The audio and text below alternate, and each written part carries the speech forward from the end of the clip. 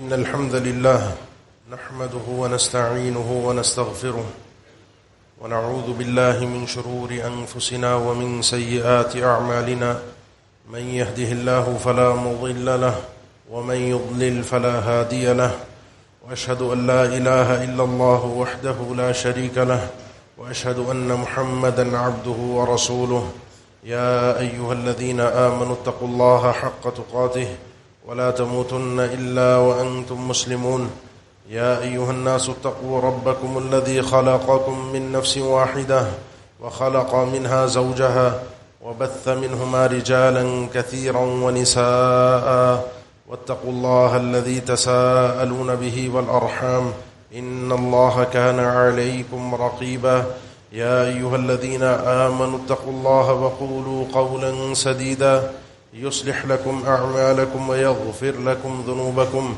ومن يطع الله ورسوله فقد فاز فوزا عظيما أما بعد فإن أصدق الكلام كلام الله وخير الهدي هدي محمد صلى الله عليه وسلم وشر الأمور محدثاتها وكل محدثة بدعة وكل بدعة ضلالة وكل ضلالة في النار أعوذ بالله من الشيطان الرجيم بسم الله الرحمن الرحيم ومن يطع الله والرسول فأولئك مع الذين أنعم الله عليهم من النبيين والصديقين والشهداء والصالحين وحسن أولئك رفيقا۔ ایک مومن کی شان یہ ہوتی ہے کہ وہ ایمان اور اعمال صالحہ کے معاملے میں اچھے سے اچھا، بہتر سے بہتر، اعلیٰ سے اعلیٰ کرنے کی کوشش کرتا ہے۔ سب سے اعلیٰ درجہ، سب سے اونچا درجہ جو انسانیت میں کسی بھی مومن کو حاصل ہوا ہے وہ ہے نبی اور رسول ہونے کا درجہ۔ یہ درجہ انسان کی اپنی کوشش سے اس کو نہیں ملتا، عبادت کے کثرت کی وجہ سے، بہت ہی زیادہ نیک ہونے کی وجہ سے انسان اس مرتبے پر فائز ہو جائے، یہ ممکن نہیں ہے۔ یہ رب العالمین کی عطا ہوتی ہے، وہ جسے چاہتا ہے اختیار کرتا ہے۔ اللہ یصطفی من الملائکۃ رسلا ومن الناس، اللہ تعالیٰ چنتا ہے، اللہ تعالیٰ اختیار کرتا ہے۔ لیکن اس کے بعد کے درجات ہیں، اور ان درجات میں وَمَن يُطِعِ اللَّهَ وَالرَّسُولَ فَأُولَٰئِكَ مَعَ الَّذِينَ أَنْعَمَ اللَّهُ عَلَيْهِم مِّنَ النَّبِيِّينَ وَالصِّدِّيقِينَ وَالشُّهَدَاءِ وَالصَّالِحِينَ۔ پہلا درجہ انبیاء کا ہے، اس کے بعد صدیقین، شہداء اور صالحین، یہ درجات ہیں۔ اور مومن اپنے آپ کو کہیں نہ کہیں فٹ کرنے کی کوشش ضرور کرتا ہے، جو سچا مومن ہوتا ہے۔ اس میں جو انبیاء کے درجے کے بعد جو ہماری امت میں بھی، امت محمدیہ میں بھی، اللہ کے نبی صلی اللہ علیہ وسلم کے بعد جو درجہ سیدنا ابوبکر کو ملا رضی اللہ تعالیٰ عنہ، ان کی فضیلت میں بھی سب سے اہم ترین لقب صدیق ذکر کیا جاتا ہے۔ اور انبیاء کے بعد جو مرتبہ آتا ہے وہ صدیقین کا ہے۔ صدیقین، اس معنی اور مفہوم کو سمجھیے، اور اس مفہوم کی آج اس دھوکے باز، فراڈ والے معاشرے میں، نفسہ نفسی کے عالم میں، مفادات کے پیچھے بھاگنے کی دوڑ میں ہم سب دوڑ رہے ہیں، مجھ سمیت۔ اس مرتبے کو، اس کی حقیقت کو جاننا بہت ضروری ہے۔ یہ مرتبہ ڈھونڈنے سے بھی بہت مشکل سے ملتا ہے۔ اس صدیقین میں، صدیقیت میں دو چیزیں شامل ہوتی ہیں۔ پہلی چیز، انسان خود سچا ہو۔ دوسری چیز، جو اسے رب العالمین کی طرف سے بتایا گیا ہے، کہا گیا ہے، اس کو تسلیم کرنے میں سچا ہو، اور یہ سچائی اس کے دل میں بھی ہو، یہ سچائی اس کی زبان پہ بھی ہو، اور یہ سچائی اس کے عمل سے بھی ظاہر ہوتی ہو۔ تین باتیں ہیں، خود بھی سچا ہو، اور ہر بات کی تصدیق کرے، مانے، اسے تسلیم کرے، بات سچی ہے، اللہ کی طرف سے جو بھی بات آئی ہے، اللہ کے نبی صلی اللہ علیہ وسلم کی طرف سے جو بھی حکم ہے۔ اور پھر اس سچائی کے مراتب ہیں۔ تیسری بات یہ ہے کہ دل سے بھی سچا ہو، نیت، اپنی زبان میں بھی سچا ہو، جو کہہ رہا ہے، زبان اور دل کا آپس میں ملاپ ہونا، میچ ہونا بہت ضروری ہے۔ اور انسان پھر اپنے عمل کے ذریعے سے سچائی کا اظہار کرے۔ یہ ہے صدیقیت کا مرتبہ جو میری اپنی زندگی سے اس وقت مفقود ہے۔ تھوڑا سا میرے ساتھ مل کے سمجھیے گا۔ سیدنا کعب بن مالک، اللہ تعالیٰ نے ان کے لیے سچائی کا لفظ استعمال کیا ہے، یا ایھا الذین آمنوا اتقوا اللہ وکونوا مع الصادقین، اے ایمان والو اللہ سے ڈرو، تقوی اختیار کرو، اور جو صادقین ہوتے ہیں ان کے ساتھ کھڑے رہا کرو، ان کا ساتھ دیا کرو۔ یہ آیت سیدنا کعب بن مالک کے لیے نازل ہوئی تھی رضی اللہ تعالیٰ عنہ۔ غزوہ تبوک کا موقع تھا، واپس اللہ کے نبی صلی اللہ علیہ وسلم آ گئے، نہیں گئے تھے، بڑی گرمی تھی شدید۔ ملاقات کے لیے آئے تو کہتے ہیں اللہ کے نبی صلی اللہ علیہ وسلم نے جب میری طرف مسکرا کر دیکھا، وہ ابتسامہ جو تھا، وہ مسکراہٹ جو تھی، وہ غصے والی مسکراہٹ تھی۔ تبسم المغضب، جو ایک انسان غصے میں مسکراتا ہے وہ آپ صلی اللہ علیہ وسلم مسکرائے۔ مجھے کہا قریب آؤ، بیٹھو، میں بیٹھ گیا۔ پوچھا کیا معاملہ تھا، کیوں نہیں آئے؟ میں نے کہا اللہ کے نبی صلی اللہ علیہ وسلم، اگر اس زمین پر کوئی اور آپ کے علاوہ ہوتا، لو جلست عند احد غیرک فی الدنیا، اگر آپ کے علاوہ کوئی اور انسان ہوتا تو مجھے اس کے سامنے کس طریقے سے اس سچویشن میں نکلنا ہے، اپنی غلطی ماننی ہی نہیں ہے، اور کس طریقے سے اپنا دفاع کر کے اپنے آپ کو سچا ثابت کرنا ہے، یہ میرے بائیں ہاتھ کا کھیل تھا۔ لقد اعطیت جدلا، یہ جو جدل کا معاملہ ہے نا، نہ ماننا، یہ جو فنکاری ہے، یہ میں پہلے سے سیکھی ہوئی ہے، آتی ہے مجھے۔ لیکن مسئلہ یہ ہے کہ ابھی یہاں پر میں آپ کے سامنے بیٹھ کر یہ فنکاری کر تو دوں اور مطمئن آپ ہو جائیں گے، لیکن لازمی ہے کہ اللہ کی طرف سے وحی آئے گی جس میں میری حقیقت کو واضح کیا جائے گا اور میرا معاملہ تباہ و برباد ہو جائے گا۔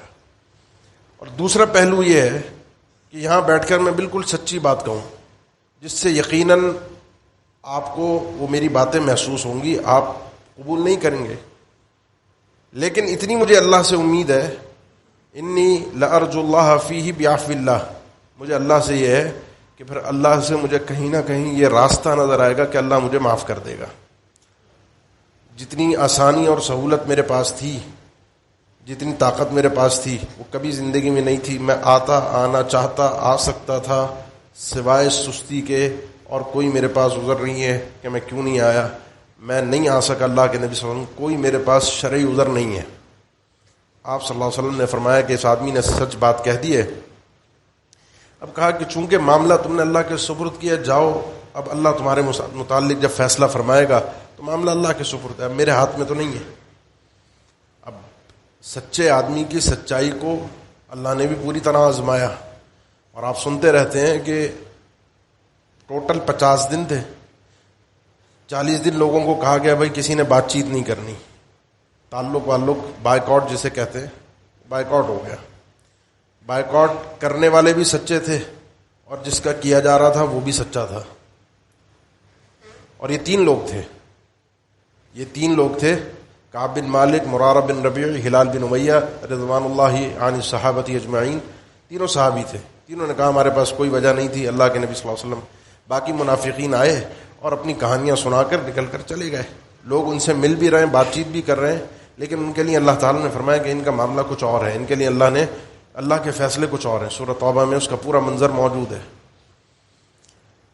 اب جب 40 دن گزرے، 40 دن کے بعد ان کے گھر پہ اطلاع بھجوا دی گئی کہ گھر والوں کا بھی تعلق ختم ہو گیا ان کے ساتھ۔ مزید اب کتنا سچا ہے بندہ، اس کو آزمایا جا رہا ہے، اللہ کے ساتھ کتنا سچا ہے۔ صدیقیت میں پہلا مرتبہ آتا یہی ہے کہ بندہ اللہ کے ساتھ خود کتنا سچا ہے، خود کتنی ماننے والا ہے اللہ کی، اللہ کے آرڈر کو کس حد تک تسلیم کرتا ہے، اور کس حد تک اس خبر کو مانتا ہے جو اللہ کی طرف سے آئی ہے۔ 50 دن بعد اللہ کی طرف سے یہ آرڈر آیا کہ وعلى الثلاثة الذين خلفوا حتى اذا ضاقت عليهم الارض بما رحبت، یہ 3 لوگ جو نہیں گئے تھے، پیچھے رہ گئے تھے، اللہ نے ان کو معاف کر دیا۔ ایک پورا تفصیلی مضمون ہے، اب اس کا وقت نہیں ہے۔ سچا آدمی جو ہوتا ہے وہ سب سے پہلے اللہ کے ساتھ سچا ہوتا ہے۔ میں نے اپنے سارے مفادات، اپنے ساری سوچ، اپنی ساری شہرت، ان سب چیزوں کو پیچھے کر کے سب سے پہلے اپنے دل سے، اپنی زبان سے، اپنے اعمال سے اپنے ایمان کے سچا ہونے کی گواہی اللہ کے سامنے پیش کرنی ہے۔ اللہ میں سچا ہوں۔ اللہ آج جو میں جس مقام پر کھڑا ہوں وہ صرف میں تجھے دکھانا چاہتا ہوں، تیرے علاوہ کسی کو دکھانا نہیں چاہتا۔ یہ مقام صدیقیت کسی نعرے کا نام نہیں ہے، کسی جلسے اور جلوس میں کی گئی بھڑکیلی تقریر کا نام نہیں ہے۔ یہ صدیقیت جو ہے انسان کے اللہ کے ساتھ سچے ہونے کا نام ہے۔ پھر اللہ کی طرف سے آزمائش آتی ہے اور یہ مقام بندے کو نصیب ہو جاتا ہے، چاہے بندہ اس میں دنیا کے اندر دنیا کی نظروں میں کوئی مقام حاصل کر سکے یا نہ کر سکے۔ اب اس میں ایک لمبی فہرست ہے ان صحابہ کرام کی کہ جنہوں نے سارے مفادات کو، ساری چیزوں کو پیچھے رکھ دیا۔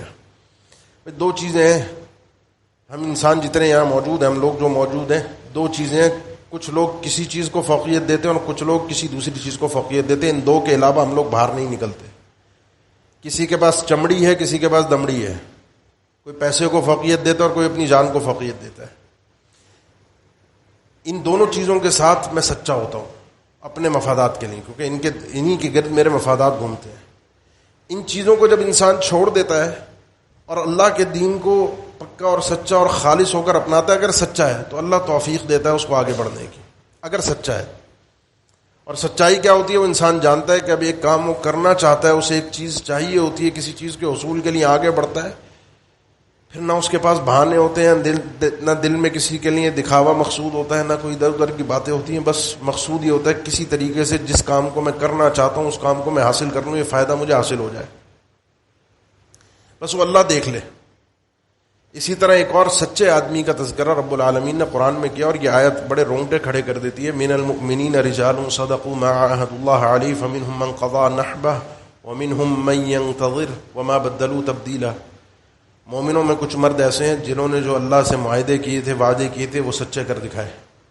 کچھ ان میں سے اپنی جانوں کا نذرانہ دے بیٹھے ہیں اور کچھ ابھی بھی انتظار میں ہیں، لیکن اپنی بات سے کوئی بھی پھرا نہیں ہے۔ یہ آیت اکثر نے ذکر کیا ہے۔ سیدنا انس فرماتے ہیں میرے چچا کے متعلق نازل ہوئی تھی، ان کا نام بھی انس ابن نضر تھا۔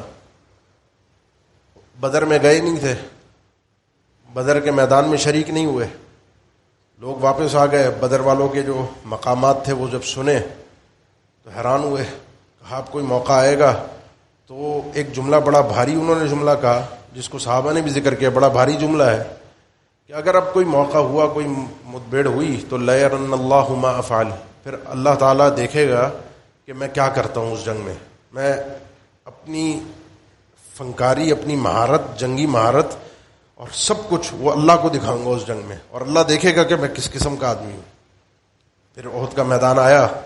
سعد بن معاذ کہتے ہیں کہ جب وہ مسلمانوں کے اوپر تھوڑی دیر کے لیے شکنجہ کسا گیا، حالات تنگ ہوئے، ان تنگ حالات کے اندر لوگ پلٹ رہے تھے کہ پیچھے آئیں، تھوڑا سا اپنے آپ کو سنبھالیں، تو میں نے ان کو دیکھا کہ یہ اسی جھنڈ میں گھسنے کے لیے آگے بڑھ رہے ہیں۔ میں نے کہا کہاں جا رہے ہو؟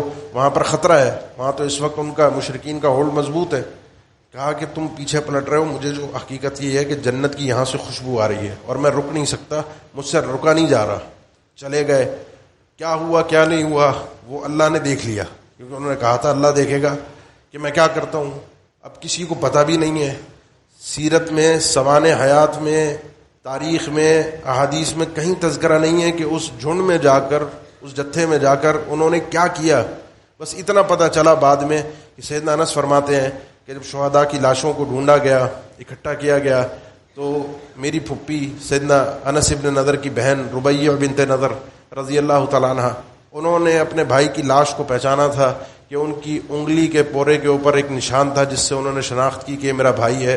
پورے جسم کے اوپر 80 سے زیادہ تیر، نیزے، اور جسم چھلی ہو چکا تھا تلواروں کے نشان سے، ناقابل شناخت۔ ایک انسان اپنا جسم، اپنا وجود پورا مٹا جائے صرف اس لیے کہ اللہ کو پتہ چل جائے کہ میں اللہ کے ساتھ سچا ہوں۔ یہ ثابت کرنے کے لیے کہ میں اللہ کے ساتھ سچا ہوں. اور اللہ نے فرمایا بھی من المؤمنین رجال صدقوا ما عاهدوا الله علیہ. یہ وہ لوگ ہیں جنہوں نے جو اللہ سے وعدے معاہدے کیے تھے, جو کہا تھا وہ سچا کر دکھایا, اپنی جانوں کا نذرانہ پیش کر دیا. تو انسان جو اللہ کے حکم ہوتے ہیں, اللہ کے جو احکامات ہوتے ہیں, اس میں کبھی بھی پیچھے نہیں ہٹتا. اگر وہ سچا ہے تو اپنے دل سے بھی سچا ہوتا ہے, اپنی زبان سے بھی, اور اپنے عمل سے اس کو ثابت کر کے دکھاتا ہے اللہ میں تیرے ساتھ سچا ہوں. سیدنا سعد بن ابی وقاص فرماتے ہیں رضی اللہ تعالیٰ عنہ, انہی کے بھائی تھے عمیر ابن ابی وقاص رضی اللہ تعالیٰ عنہ. کہتے ہیں احد کے میدان میں جب نکلنے کے لیے تیاری ہو رہی تھی, صف میں لوگ موجود تھے, یہ چھپ رہے تھے. میں نے پوچھا اپنے بھائی سے چھپ کیوں رہے ہو؟ کہنے لگے کہ اللہ کے نبی صلی اللہ علیہ وسلم کی نگاہ نہ پڑ جائے کہ وہ مجھے بچہ سمجھ کے واپس نہ کر دیں. عمر اتنی زیادہ نہیں تھی, اور کچھ لوگوں کو اللہ کے نبی صلی اللہ علیہ وسلم نے, زید ابن ثابت, عبداللہ ابن عمر, ان کو اس صفوں میں سے باہر نکال دیا تھا کہ ابھی تمہاری عمریں چھوٹی ہیں, 13 سال عمر ہے, تم نہیں جا سکتے. یہ چھپ رہے تھے کہ اللہ کے نبی صلی اللہ علیہ وسلم کو پتہ نہ چلے, اور میں اس میں نکل جاؤں, وہاں کچھ بھی ہوگا اس میں بس میری اتنی امید ہے کہ اللہ تعالیٰ مجھے اس دنیا سے اٹھائے, شہادت کی موت ملے, اور میں اس دنیا سے چلا جاؤں. چلے گا, اور اسی طریقے سے ہوا. اس جنگ میں واپس نہیں آئے. اس بدر کے شہداء میں ان کا نام اس فہرست کے اندر درج ہے. اسی طرح ایک نام اور ہے سعد ابن خیثمہ کا رضی اللہ تعالیٰ عنہ, یہ اور ان کے والد. اچھا, جنگ بدر کی سچویشن کوئی عام جنگ والی نہیں تھی جب جا رہے تھے, وہ جنگ کا اعلان بھی نہیں تھا. اب جو جانا چاہ رہا ہے, جو سچویشن بن رہی ہے, گھر میں باپ اور بیٹے 2 لوگ تھے, سعد ابن خیثمہ. ایک سچویشن تو تھی کہ جنگ ہو سکتی ہے, ایک دماغ میں لوگوں کے بات تھی, اور یہ سچویشن بن رہی تھی کہ وہاں جائیں گے, کچھ نہ کچھ تو ہوگا, اور پہلا موقع تھا مشرکین سے نمٹنے کا, ان کے سامنے آنے کا پہلا موقع تھا. تو سعد ابن خیثمہ رضی اللہ تعالیٰ عنہ کے والد کے ساتھ ان دونوں کی بحث ہوئی کہ کون جائے گا اور کون گھر پہ رکے گا. باپ نے کہا کہ دیکھ, میں باپ ہوں, مجھے جانے دے. باپ کو سیدھے الفاظ میں کہا, ابا اگر معاملہ جنت کا نہیں ہوتا تو میں جانے دیتا, بات ہے جنت کی, اس لیے ایسا نہیں ہو سکتا. پھر قرآن دازی ہوئی. اب حل یہی ہے کہ کوئی ایک جائے گا, ایک رکے گا. قرآن دازی کی, قرآن دازی میں سعد بن خیثمہ کا نام آیا رضی اللہ تعالیٰ عنہ. وہ چلے گئے, اور اس فہرست میں ان کا نام موجود ہے جو بدر کے شہداء کی فہرست ہے. باپ بھی سچا تھا, نہیں جا سکا. احد کے شہداء کی فہرست میں باپ کا نام درج ہے. جو آدمی سچا ہوتا ہے, جس نیت میں جو کرنا چاہتا ہے, جو اس کی نیت ہوتی ہے, اللہ کو وہ کر کے دکھاتا ہے, اور اس میں وہ ثابت کرتا ہے اپنے آپ کو. سنن نسائی کے اندر اس دیہاتی کا واقعہ آپ نے کئی بار اس ممبر سے سنا ہوگا. اللہ کے نبی صلی اللہ علیہ وسلم کے ساتھ آیا, پاس آپ کے, کلمہ پڑھا, کہا کہ آپ کے ساتھ رہنا چاہتا ہوں, آپ کے ساتھ جانا چاہتا ہوں, ہجرت کرنا چاہتا ہوں. پھر آپ کے ساتھ غزوات میں شریک ہوا, پہلے ہی غزوے میں شریک ہوا, مال غنیمت آیا. پیچھے کہیں جانور تھے لوگوں کے, دیہاتی تھا, وہ چرانے کے لیے چلا گیا, مال غنیمت تقسیم ہوا, آپ صلی اللہ علیہ وسلم نے اس کا حصہ نکالا, صحابہ کو دے دیا کہ آئے تو اس کو اس کا حصہ دے دینا. واپس پہنچا, لوگوں نے کہا تمہارا حصہ ہے مال غنیمت کا. یہ کس بات کا ہے کہ جنگ میں شریک ہوئے تھے, اپنا حصہ اٹھایا, اللہ کے نبی صلی اللہ علیہ وسلم کے پاس آ کر کہا, اللہ کے نبی صلی اللہ علیہ وسلم یہ کیا ہے؟ آپ نے فرمایا مال غنیمت ہے, تم جہاد میں شریک ہوئے تھے, اس کا حصہ ہے. اس نے کہا اللہ کے نبی صلی اللہ علیہ وسلم میں اس لیے تھوڑی ایمان لایا تھا اور اس لیے تھوڑی آپ کے ساتھ جہاد میں شریک ہوا تھا, یہ مال مجھے چاہیے. جان اور مال یہی ہماری زندگی کے سب سے بڑے مفادات ہیں, جو ان کو قربان کرنے کے لیے تیار ہو, ان کو چھوڑنے کے لیے تیار ہو, سچا ہو اللہ کے ساتھ, وہ آدمی اللہ کے ساتھ اپنی صدیقیت کو ثابت کر کے اللہ کے سامنے صدیق بن سکتا ہے. کہا یہ نہیں چاہیے. کیوں آئے تھے؟ کہا کہ میں تو اس لیے آیا تھا, جہاد میں شریک ہوں. اپنی گردن پر انگلی رکھ کر اس نے کہا, اس جگہ پر, سنن نسائی کی صحیح حدیث ہے, اس جگہ پر میں چاہتا ہوں کہ اللہ کی راہ میں لڑتے ہوئے تیر آ کر مجھے لگے اور میں شہید ہو جاؤں. بات آئی گئی ہو گئی, منظر ختم ہو گیا. پھر موقع آیا, جہاد میں شریک ہوئے, غزوہ ختم ہوا, اللہ کے نبی صلی اللہ علیہ وسلم کے سامنے شہداء اور سارا معاملہ پیش ہوا. اس شہداء کے اندر یہ آدمی بھی تھا. آپ نے پوچھا یہ وہی ہے جس نے بات کی تھی؟ صحابہ نے فرمایا بالکل وہی ہے, بالکل اسی جگہ پر جہاں اس نے اشارہ کیا تھا اس کا تیر لگا ہوا تھا. اللہ کے نبی صلی اللہ علیہ وسلم نے اس کو ایک جملہ کہا تھا, بس یہ جملہ اپنی زندگی میں اپنے پلے سے باندھ لی. جب اس نے کہا کہ اللہ کے نبی یہاں تیر کھانا چاہتا ہوں, آپ نے فرمایا ان تصدق اللہ یصدق کا, اگر تم واقعی اللہ کے ساتھ سچے ہو, اللہ کے لیے بات کہہ رہے ہو, تو اللہ تمہیں سچا کر دکھائے گا, اللہ تمہیں سچا مانے گا. اور جب یہ آدمی اسی طرح اللہ کے نبی صلی اللہ علیہ وسلم کے سامنے پیش ہوا تو آپ صلی اللہ علیہ وسلم نے فرمایا واقعی یہ آدمی سچا تھا اور اللہ نے اسے سچا کر دکھایا. پھر آپ صلی اللہ علیہ وسلم نے اس کے لیے دعا فرمائی اللہم ان ھذا عبدک، اللہ تیرا بندہ ہے، خرج مہاجرا فی سبیلک فقتل شہیدا، اللہ تیری راہ میں یہ ہجرت کر کے جہاد کے لیے نکلا، لڑا، آج یہ قتل بھی ہو گیا بطور شہید کے، اور میں اس بات پر گواہ ہوں کہ آدمی اپنے اس دعوے میں سچا تھا، اپنی شہادت کی طلب میں سچا تھا. اس سچائی کو اپنائیے. ان نعروں سے اللہ کی قسم، ان جلسے جلوسوں سے کوئی فرق نہیں پڑتا جب تک میرے دل میں یہ سچائی نہ اترے، جب تک میں حقیقت میں اللہ کے دین کے لیے قربانی دینے والا نہ بنوں. یہ تھوڑی دیر کے جذبات، تھوڑی دیر کے جلسے جلوس، تھوڑی دیر کی بھڑکیلی تقریریں، اور اس کے بعد پھر وہی موج مستی، وہی من مانی، وہی اپنی زندگی، وہی اللہ کی مخالفت، کبھی بھی بندے کے ساتھ اللہ کی مدد نہیں آتی. ہماری ذلت اور رسوائی من حیث القوم، اس کی وجہ یہی ہے کہ ہمارے اندر ایک وقت میں ایک روپ ہے، دوسرے وقت میں دوسرا روپ ہے. جب تک یہ دو روپ ایک روپ میں تبدیل نہیں ہوں گے، جب تک اللہ کی طرف سے مدد نہیں آئے گی. ہم کتنا ہی رو لیں، کتنا ہی گڑ گڑا لیں، کتنی باتیں کر لیں، کتنے نعرے مار لیں، کتنی تقریریں کر لیں، فرق نہیں پڑنے والا جب تک میں اپنے آپ کو نہیں بدلوں گا. ان اللہ لا یغیر ما بقوم حتی یغیروا ما بانفسہم. میرا مقصد کیا ہے؟ میرا مقصد ہے اپنے رب کو راضی کرنا. میرا مقصد ہے اللہ کی بارگاہ میں سرخرو ہونا، صدیق، شہداء، صالحین کے منزلہ پر پہنچنا. اللہ کے نبی صلی اللہ علیہ وسلم نے فرمایا، صحیح مسلم کی حدیث ہے، من سأل اللہ الشہادۃ بصدق، جو شخص پوری سچائی ایمانداری کے ساتھ اللہ سے دعا کرتا ہے اللہ میں شہید ہونا چاہتا ہوں، اس سچائی کے ساتھ. اور سچائی کا مطلب آپ اچھی طرح ابھی سمجھ گئے ہیں. چند باتوں سے، باتیں میں نے پوری نہیں کی ہیں ابھی، یہ چند باتوں سے آپ کو پوری بات سمجھ میں آ گئی کہ سچا آدمی ہوتا کس طریقے کا ہے. جو شخص اس طریقے سے اللہ سے مانگتا ہے کہ اللہ میں تیرے دین کے لیے قربان ہونا چاہتا ہوں، مرے گا اگر یہ اپنے بستر پر بھی، گھر میں اس کی موت آئے گی، بلغہ اللہ منازل الشہداء، اللہ اس کو وہی شہداء والا مقام اور مرتبہ عطا فرمائے گا، کیونکہ یہ اپنے دل سے سچا تھا، اپنے دل میں اس کے یقین تھا. میری زندگی میں سچائی یہ ہے کہ اللہ نے جو کہا ہے اللہ کے فیصلے کو میں تسلیم کروں، چاہے میرا فائدہ ہو چاہے میرا نقصان ہو، چاہے دنیا کچھ بھی کر رہی ہو. میں نے دنیا کو دیکھ کر کام نہیں کرنا. حاکم اپنی رعایا کے ساتھ سچا ہو کہ اللہ کو میں نے جواب دینا ہے، ان کے ساتھ میں خیانت نہ کروں. ہم جو رعایا ہیں، محکوم ہیں، اپنے حاکم کے ساتھ سچے ہوں، ان کے ساتھ خیانت نہیں کرنی، دھوکہ نہیں دینا. جو اللہ کا حکم ہے اس کو میں نے ماننا ہے. ان حکمرانوں کے متعلق اپنے جذبات، اپنے خیالات، نعرے، جلسے جلوس، بھڑکانے والوں کی باتیں ایک طرف، اللہ اور اس کے رسول کی تعلیمات کو میں نے مقدم کرنا ہے، چاہے دنیا ادھر سے ادھر ہو جائے. ایک آدمی جو منصب یہاں پر کھڑا ہے، خطبہ دے رہا ہے، ایک آدمی جو فتویٰ دے رہا ہے، اگر وہ اللہ کے ساتھ سچا نہیں ہے کبھی بھی موفق نہیں ہوتا، کبھی بھی اس کو توفیق ہی نہیں ملتی کہ اس کی زبان سے، اس کے قلم سے صحیح بات نکل سکے، اگر وہ اللہ کو اپنی سچائی دکھانا نہیں چاہتا. ایک آدمی تاجر ہے اور اپنی تجارت میں وہ اللہ کے ساتھ سچا نہیں ہے، کچھ بھی نقصان ہو، کیسا بھی مسئلہ ہو جائے، میں نے تجارت میں دھوکے بازی نہیں کرنی، میں نے جھوٹ نہیں بولنا، میں نے فراڈ نہیں کرنا، میں نے سود نہیں لینا، میں نے رشوت نہیں لینی. یہ سب مراتب جب انسان طے کرتا ہے اپنے اللہ کے ساتھ کہ اللہ نے ان چیزوں کو حرام کیا ہے، اس میں پھر اس کو تھوڑا سا نقصان تو نظر آتا ہے. وہ 50 دن سہنا تو پڑا تھا نا کعب ابن مالک کو، کتنا سچا ہے اللہ چیک کرتا ہے. اب کتنا سچا ہے یہ تاجر اللہ کے ساتھ، اللہ تعالیٰ چیک کرتا ہے. دوسرے آپ کے رشتہ دار، آپ کے کاروبار کے ساتھی، آپ کے پڑوسی، آپ کے ارد گرد کے لوگ آپ سے کئی گنا آگے بڑھ جائیں گے. آپ کے پاس 1 یا 2 گاڑیاں ہوں گی، اس کے پاس 6-8 ہو جائیں گی. آپ کا 1 گھر ہوگا، اس کے 10 گھر بن جائیں گے. آپ کی 1 ہی دکان رہے گی، وہ 10 بنا جائے گا. لیکن مسئلہ صرف یہاں کا تھوڑی ہے، مسئلہ تو آگے اللہ کے سامنے پیشی کا ہے. ہم اور آپ چیزوں کو تولتے ہیں ظاہری اعتبار سے گن کر.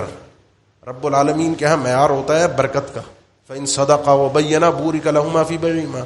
اگر یہ تاجر تجارت کرتے ہوئے، لین دین کرنے میں، سودا کرنے میں دونوں سچے ہوتے ہیں اور پوری چیز کو کلیئر کرتے ہیں، واضح کرتے ہیں، سچے ہیں، اگر اللہ تعالیٰ ان کے سودے میں برکت عطا کر دیتا ہے.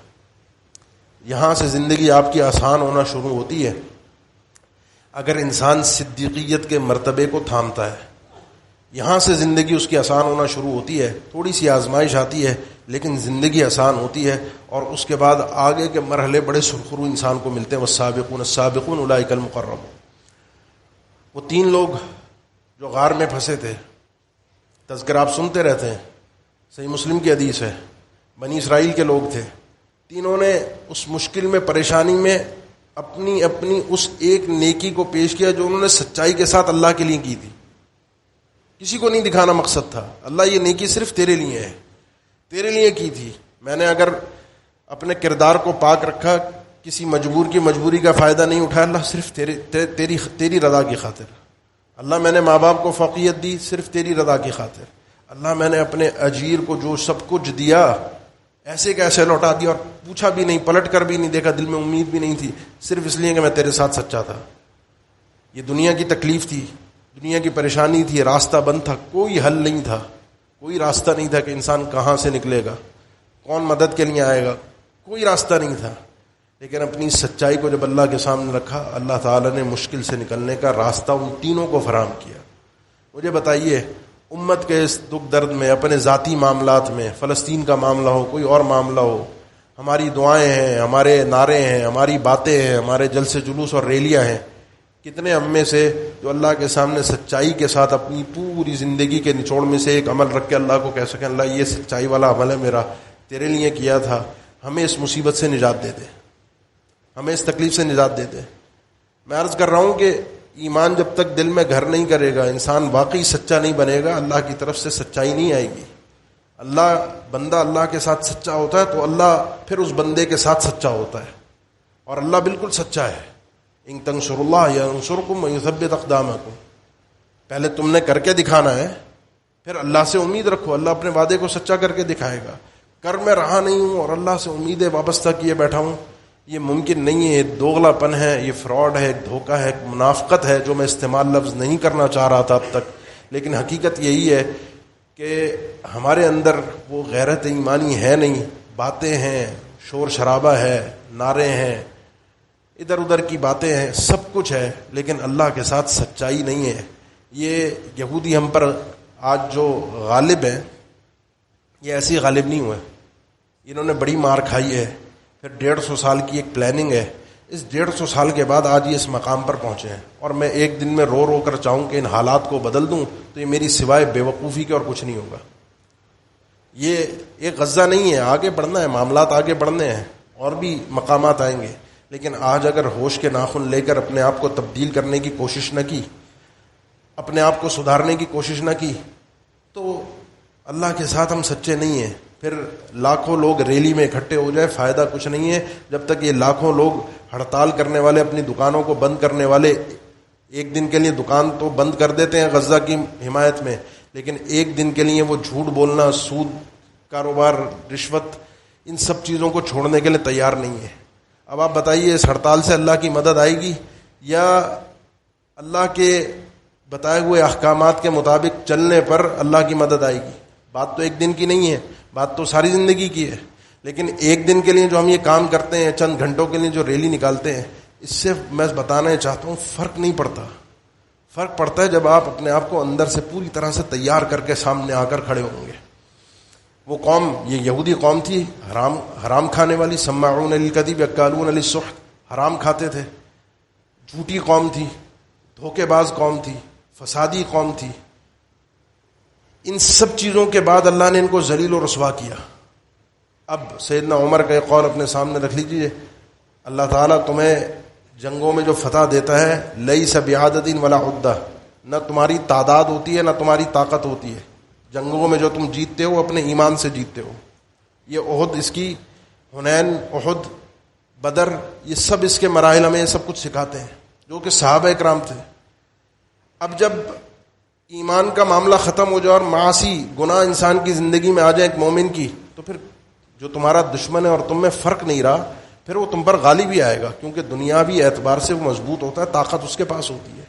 لہذا ان معیارات کو سمجھیے اور اللہ کے ساتھ سچے بنیے، اس صدیقیت کے مرتبے کو حاصل کیجیے. صرف اس لیے نہیں کہ دنیا کو پتہ چل جائے، اس لیے کہ رب العالمین کو پتہ چل جائے اور میری دنیا اور آخرت سنور جائے. اللہ تعالیٰ ہم سب کو سمجھنے کی توفیق دے. اقول قولی ھذا واستغفر اللہ لی ولکم وآخر دعوانا ان الحمد للہ رب العالمین. الحمد للہ علی احسانہ والشکر لہ علی توفیقہ وامتنانہ واشہد ان لا الہ الا اللہ وحدہ لا شریک لہ تعظیما لشأنہ وأشهد أن محمدا عبده ورسوله الداعي إلى رضوانه صلى الله عليه وعلى آله وأصحابه وإخوانه وسلم تسليما كثيرا. أما بعد.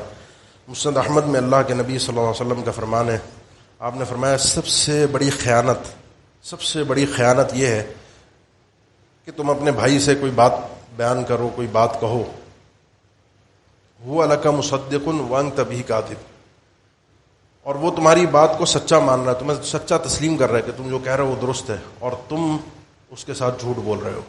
اس سے بڑی کیا خیانت ہوگی کہ وہ آدمی تم پر اعتبار کر رہا ہے اور تم اسی کے اعتبار کے ساتھ کھیل رہے ہو.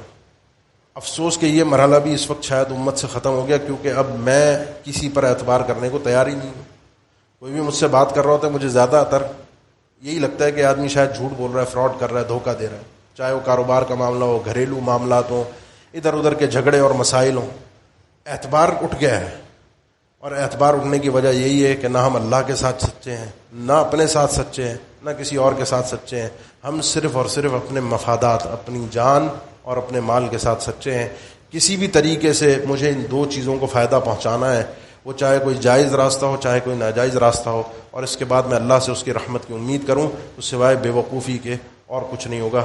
اللہ تعالی ہماری امت پر اپنا خاص رحم و کرم فضل فرما دے، ہمیں بیدار ہونے کی توفیق دے، غیرت ایمانی عطا فرما دے. اللہ ہمیں ان راستوں پر چلنے کی توفیق دے جن راستوں سے اس دنیا کی بھی کامیابی نصیب ہو اور آخرت کی بھی کامیابی نصیب ہو.